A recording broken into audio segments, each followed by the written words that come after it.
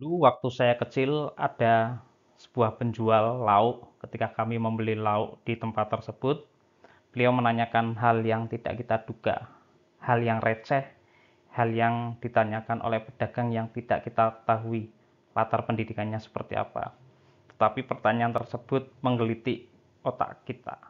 Pertanyaan sederhana, ada lubang tapi tidak ada pinggirnya. Apa itu? Kami berpikir donat, donat ada pinggirnya, ban ada pinggirnya, dan lain-lain sebagainya. Bahkan lubang di baju kita ada pinggirnya.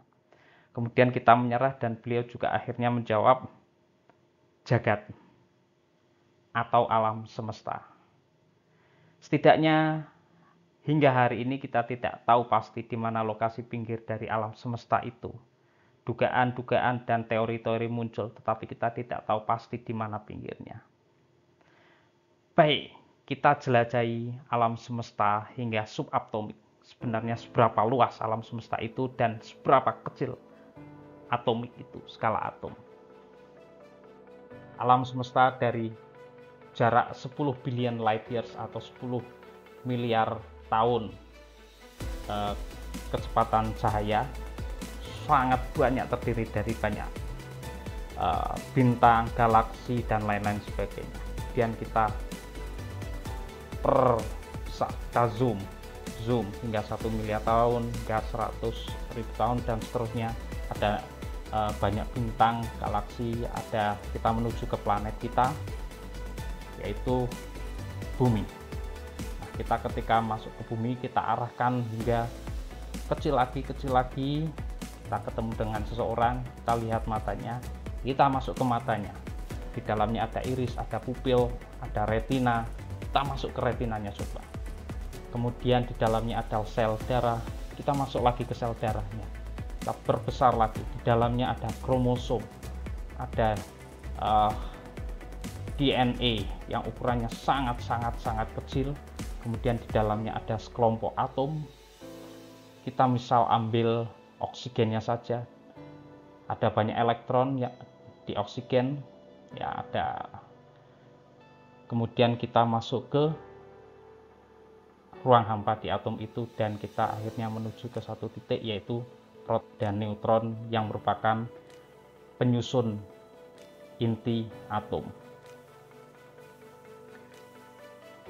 Selamat datang di perkuliahan di mana atom selaku salah satu penyusun dari atom itu menjadi salah satu fokusnya. Assalamualaikum warahmatullahi wabarakatuh. Alam semesta ini setidaknya dikendalikan oleh 4 gaya, yaitu gaya elektromagnetik, gaya nuklir lemah, gaya nuklir kuat, dan gaya gravitasi. Apa itu mereka? Gaya elektromagnetik adalah interaksi atau gaya yang menyebabkan interaksi antar atom dan berperan penting dalam penyusunan molekul. Ya, gaya ini menjadi dasar dari terjadinya reaksi kimia. Kemudian, apa itu gaya nuklir lemah?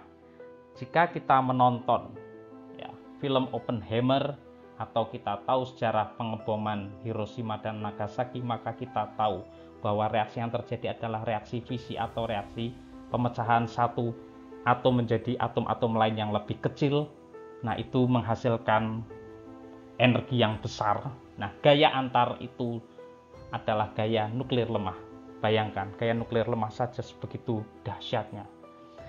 Kemudian ada gaya nuklir kuat.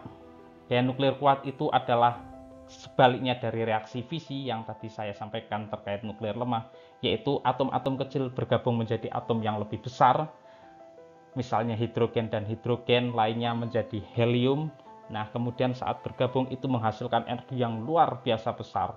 Energi itu adalah berasal dari reaksi fusi atau reaksi penggabungan antar atom yang berukuran lebih kecil menjadi atom yang lebih besar. Reaksi ini terjadi pada matahari.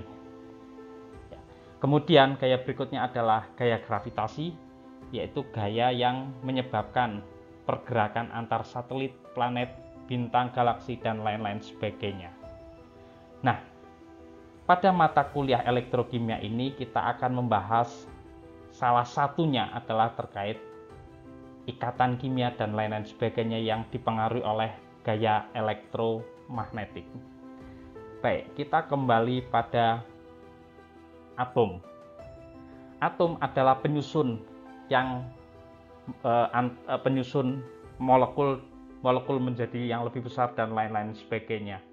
Nah, kita ibaratkan jika atom, molekul, dan nukleus itu sebagai sesuatu yang bisa kita bayangkan dengan lebih mudah, maka nukleus itu kita misalkan dengan biji kacang polong ini, ya, kita letakkan di tengah stadion. Kemudian elektron cloud ini atau awan elektron adalah stadion itu sendiri. Bagaimana dengan perbandingannya si elektron itu? Elektron adalah satu butir garam. Nah, satu butir garam ini mengelilingi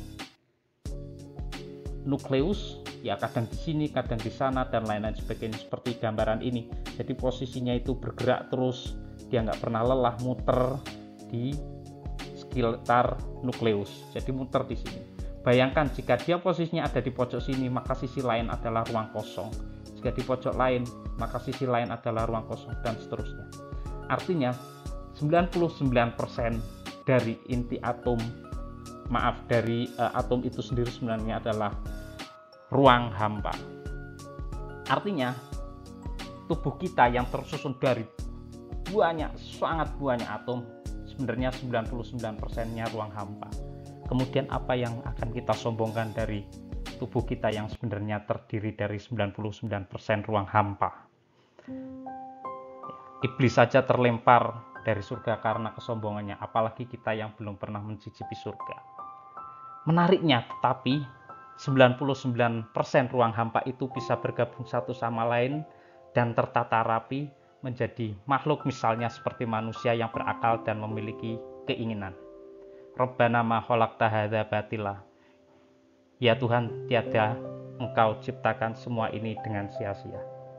Nah, kali ini kita bahas bukanlah atom sebagai pengantar elektrokimia, tetapi elektron yang menjadi bagian dari penyusun atom itu. Tapi manfaatnya sangat terasa dalam kehidupan kita sehari-hari, salah satunya listrik. Baik, kita akan bisa memahami apa yang terjadi terkait listrik dan lain-lain sebagainya, salah satunya dari ikatannya. Tetapi kita tidak akan melihat dari logam-logam itu yang menghantarkan listrik. Nah, ikatan kimia ada beberapa, misalnya ada ikatan ionik, ada ikatan polar, baik kovalen maupun non-polar kovalen, dan ikatan logam. Ya, tetapi kita tidak akan bahas ikatan logam karena kita akan membahas ikatan yang berimpact pada larutan berair. Ya. Ikatan ionik sendiri adalah ikatan yang terjadi karena serah terima atau elektron transfer atau transfer elektron. Sodium yang condong untuk melepaskan elektronnya, elektron tersebut akan diterima oleh klorin, ya, atau klor, atom klor. Nah, ketika natrium menyerahkan, maka dia akan bermuatan positif karena berkurangnya satu elektron, sedangkan Cl akan mendapatkan suplai elektron sehingga dia bermuatan negatif. Ketika positif dan negatif, maka akan terjadi ikatan ionik karena terjadinya gaya tarik-menarik antara positif dan negatif. Itulah yang menyebabkan terjadinya ikatan ionik. Bagaimana dengan ikatan polar kovalen dan non-polar kovalen? Pada dasarnya, ikatan kovalen adalah ikatan dari kovalens atau pemakaian bersama elektron valensi. Nah, ketika H dan F itu adalah atom yang memiliki elektronegativitas lebih besar daripada H, sehingga elektron condong tertarik pada F, sehingga kita bisa melihat ini sebagai negatif dan hidrogen positif. Seakan-akan hidrogen kehilangan elektronnya, walaupun sebenarnya tidak juga. Tetapi elektron akan condong berputar lebih sering di sini. Nah, tetapi ketika sama-sama F memiliki gaya tarik yang sama, maka dia akan sama gaya tariknya, seimbang.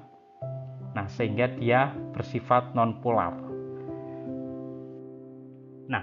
efek-efek tadi antara polar dan non-polar, misalnya ketika dilarutkan dalam air juga akan berpengaruh. Misalkan ketika elektrolit kuat,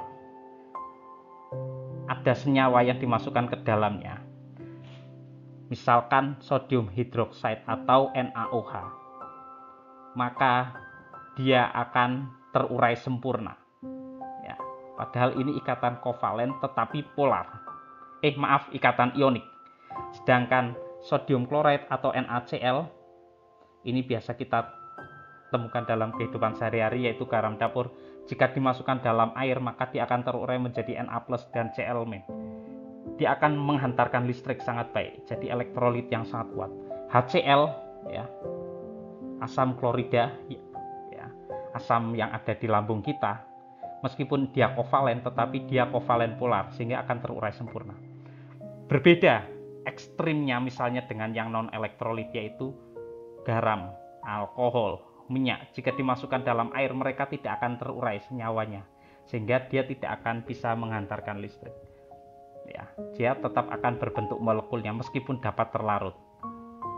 Begitu juga dengan air, asetat, amonia yang merupakan elektrolit lemah, jadi terlarut tetapi terurai tetapi sebagian. Ya, jadi ada yang sebagian terurai, ada yang masih tetap bergabung karena tidak terurai sempurna di dalam air. Nah, ketiganya akan menyebabkan efek yang berbeda. Etanol akan menjadi penghantar listrik yang buruk karena tidak ada transfer elektron di dalamnya. Sedangkan KCl atau NaCl, garam dapur dan lain-lain sebagainya, dia akan memiliki konduktivitas yang baik karena ada transfer elektron di dalamnya. Sekali lagi, kembali lagi, elektron sangat berperan penting. Ketika terjadi high conductivity, maka dia akan menghasilkan nyala lampu yang terang. Berbeda dengan asam asetat yang bisa terurai tetapi sebagian, maka dia low conductivity atau konduktivitasnya lemah dan menghasilkan nyala yang redup.